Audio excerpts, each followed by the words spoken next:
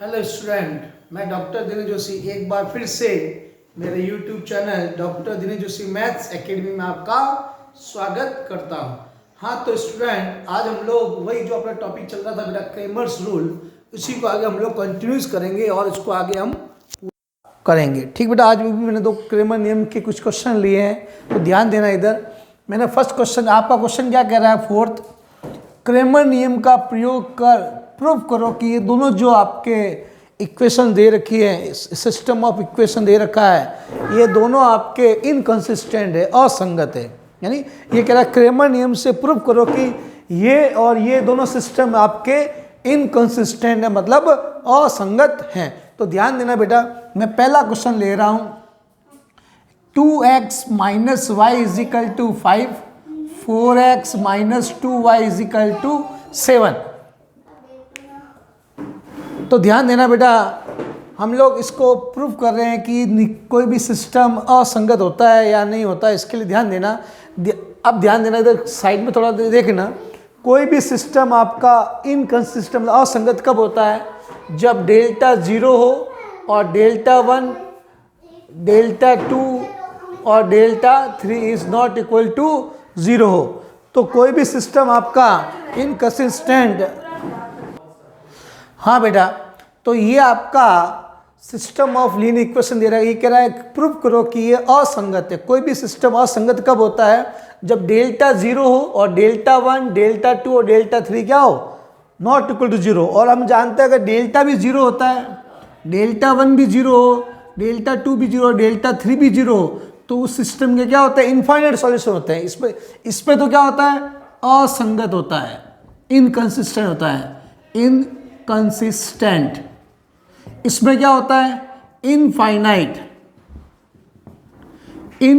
Solution होता है। ये दोनों में हम फर्क जानते हैं। तो अभी आपको ये कह रहा है कि प्रूव करो कि ये सिस्टम जो है असंगत है, मतलब इनकंसिस्टेंट है। तो असंगत के लिए सबसे पहले हम डेल्टा निकालेंगे और फिर डेल 1, डेल 2 और डेल 3 की वैल्यू निकालेंगे। तो ध्यान देना, वी नो दैट, आप क्या जानते हो बेटा, डेल क्या होता है आपका, एक्स वाई जेड के कोएफिशिएंट से जो आपका डिटरमिनेंट बनता है वो आपका डेल्टा होता है। तो ये डेल हो गया आपका, ये 4 -1 -2, इसकी वैल्यू निकालता हूँ, -4 + 4 0 आ गई, इक्वेशन नंबर फर्स्ट, यानी डेल्टा 0 आ गया। वही बात देख लो, इनकंसिस्टेंट में क्या होता है, डेल्टा 0 होता है। अब मैं डेल्टा 1 निकालता हूँ।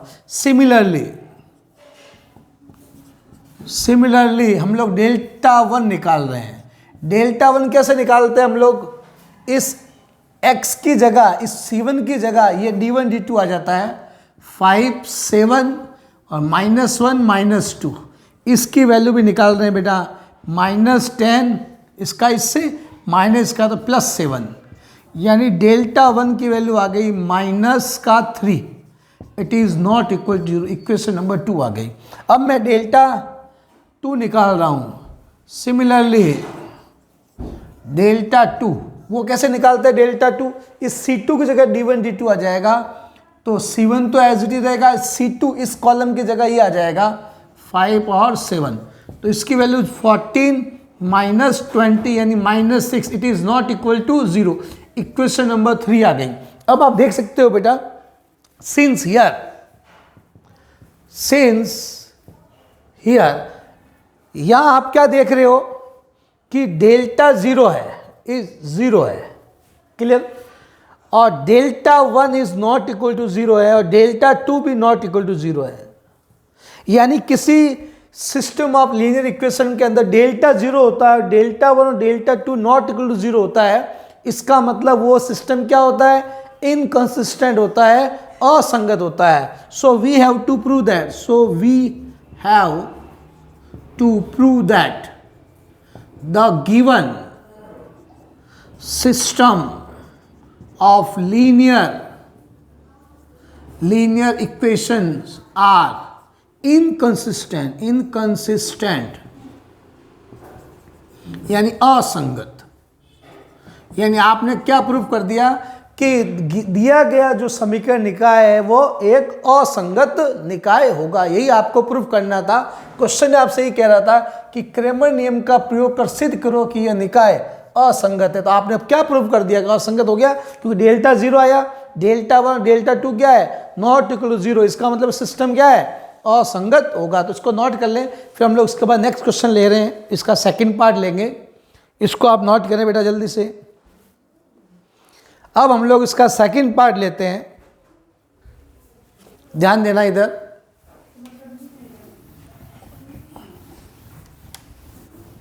सेकंड पार्ट ध्यान देना बेटा, ये भी इजी है, इसमें भी सेम ऐसे ही करना है, डेल्टा डेल्टा 1 और ये सब वैल्यूज निकालनी है। तो देखें इधर, मैं क्वेश्चन सेकंड पार्ट ले रहा हूं, इसका क्या दे रखा है, आपका सिस्टम ऑफ गिवन इक्वेशन क्या दे रखा है,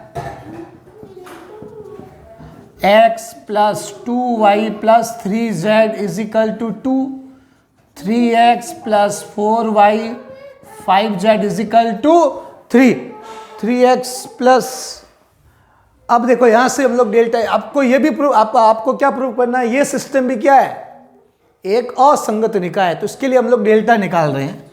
नाउ वी नो दैट, आप क्या जानते हो डेल्टा क्या, इसका क्या होता है, डेल्टा वही एक्स वाई जेड के कोफिशिएंट से 3 1 2 4 1 3 5 ऑन एक्सपेंडिंग बाई R1 कर देते हैं, ऑन एक्सपेंडिंग बाय R1 से प्रसार कर रहे हैं इसका, तो क्या आएगा 1, और डायरेक्ट कर लो। आप देखो ये चला गया, तो इसका इससे 10 - 12 फिर -1, ये चला गया, तो ये आ गया 5 - 9, ये कितना आया 5 - 9 प्लस का 1 4 - 6, तो डेल्टा कितना आया 2, ये आ जाएगा प्लस का 4 और ये आएगा बेटा माइनस का 2, क्लियर, कैंसिल आउट हो गया। तो डेल्टा की वैल्यू आ गई 4, it is not equal to 0। ये आपके सॉरी डेल्टा की वैल्यू क्या आ गई आपके, यहाँ से निकाला -2, ये भी क्या है -2, तो -2 और ये कितना हो गया आपका, ये हो गया -2, ये आपका यहाँ से आ जाएगा +4 और ये -2, तो 4 - 4 0, यानी आपको डेल्टा की वैल्यू मिल गई 0। क्या मिल गई, डेल्टा की वैल्यू 0। तो कोई भी सिस्टम इनकंसिस्टेंट होने के लिए बेटा सबसे पहले आपका डेल्टा 0 होना चाहिए। क्या होना चाहिए, डेल्टा आपका 0 होना चाहिए। तो डेल्टा 0 आ रहा है, अब मैं डेल्टा 1 निकाल रहा हूं। सिमिलरली यानी इसी प्रकार डेल्टा 1 कैसे निकालते हैं, इस कॉलम C1 की जगह ये आ जाता है, 1 2 3 आ गया, बाकी एज इट इज है। इसको भी एक्सपेंड कर देते हैं, on expanding by R1, on expanding by R1, on expanding by R1 R1 से प्रसार कर रहे हैं। तो डेल्टा 1 की वैल्यू क्या आती है, देखो ये 1, ये 10 - 12, ये -1,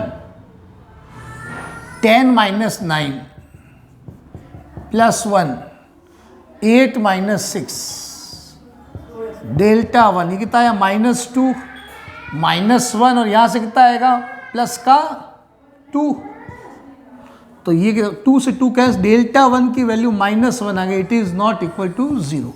ये आपने डेल्टा 1 निकाल लिया। सिमिलरली हम लोग डेल्टा 2 निकालेंगे, सिमिलरली यानी इसी प्रकार डेल्टा 2 निकालते हैं। डेल्टा 2 में आप लोग क्या करते हो, इस कॉलम C2 की जगह, ये जो कॉलम C2 है आपका जो डेल्टा वाला, उसकी जगह ये आ जाएगा। तो C1 तो एज इट इज रहेगा, C2 की जगह क्या आएगा 1 2 3 1 2 3 1 3 5 ऑन एक्सपेंडिंग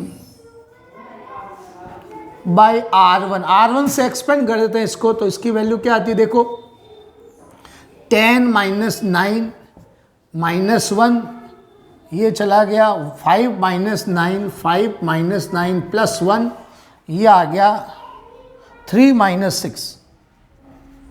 तो बेटा डेल्टा 2 आपका आएगा यहाँ से 1, यहाँ से प्लस का 4 आ गया और यहाँ से आ गया माइनस का 3 यानी 2 आ गया। It is not equal to 0, equation number 3, यानी आपने डेल्टा की वैल्यू 2 आ गई। अब ध्यान देना इधर, अब हम लोग निकालेंगे डेल्टा 3। क्या निकालेंगे, डेल्टा 3। सिमिलरली डेल्टा 3 निकाल रहे हैं, लिख देंगे इसी प्रकार। सिमिलरली डेल्टा 3 वो क्या होता है बेटा, कैसे निकालते हैं हम लोग? इस C3 की जगह ये आ जाए, C1 तो एज इट इज रहेगा, C2 भी एज इट इज रहेगा, C3 की जगह D1 D2 D3 आ जाएगा।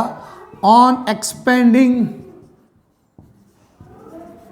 बाय R1 तो देखो क्या आता है इसकी वैल्यू 1, ये आ गया बेटा 6 minus 8 minus 1, 3 minus 6 plus 1, 4 minus 6, 4 minus 6, तो डेल्टा 3 इज इक्वल टू ये कितना आएगा -2, यहाँ से +3 -6 और ये प्लस का 3, यहाँ से माइनस का 2, तो डेल्टा 3 की वैल्यू आ गई 3, it is not equal to 0। Equation number 4। अब आप देख सकते हो बेटा यहाँ पे इस गिवन सिस्टम के अंदर, इस पूरे सिस्टम के अंदर सिंस हियर आपने देखा डेल्टा तो आपका 0 था, डेल्टा की वैल्यू क्या थी 0 थी, डेल्टा 1 की वैल्यू आपकी आई थी -1, यानी वो भी नॉट इक्वल टू 0 है। डेल्टा 2 आपका आया था 2, it is not equal to 0, और डेल्टा 3 की वैल्यू आई थी आपके 3, ये भी नॉट इक्वल टू 0, यानी यहाँ पे डेल्टा 0 है, डेल्टा 1 और डेल्टा 3 0 नहीं है, इसका मतलब सिस्टम इनकंसिस्टेंट है। तो लिख देंगे so given system of linear equations are inconsistent, यानी असंगत है, असंगत, यानी इसको भी हमने प्रूव कर दिया कि ये जो सिस्टम दे रखा है, ये वाला जो सिस्टम ऑफ लीनियर इक्वेशन दे रखा है, ये भी आपका एक असंगत निकाय है। क्यों है? क्योंकि डेल्टा की वैल्यू 0 आई थी, डेल्टा 1 नॉट इक्वल 0 था, डेल्टा 2 भी नॉट इक्वल 0 था, और डेल्टा 3 भी क्या था नॉट इक्वल 0 था। तो ये हमने लिखाया था, इस देखो इधर आपको मैंने लिखाया है ये। अगर किसी सिस्टम के अंदर डेल्टा 0 है, डेल्टा 1, डेल्टा 2, ये तीनों नॉट इक्वल 0, तो सिस्टम क्या होता है? असंगत होता है, इनकंसिस्टेंट होता है। और अगर डेल्टा और चारों 0 तो उस समय क्या होता है? इसके इनफाइनाइट सॉल्यूशन होते हैं। तो ये बेटा क्वेश्चन आराम से कर लेना, और आप लोग सारे क्वेश्चंस करो आप लोग मेरे साथ मेरे इस वीडियो में बने रहे। ओके बेटा, थैंक्स। आगे भी हम और अच्छे क्वेश्चंस लेके आएंगे। आप इस मेरे वीडियो को सब्सक्राइब और लाइक ज़रूर करें बेटा। ओके बेटा, वेलकम।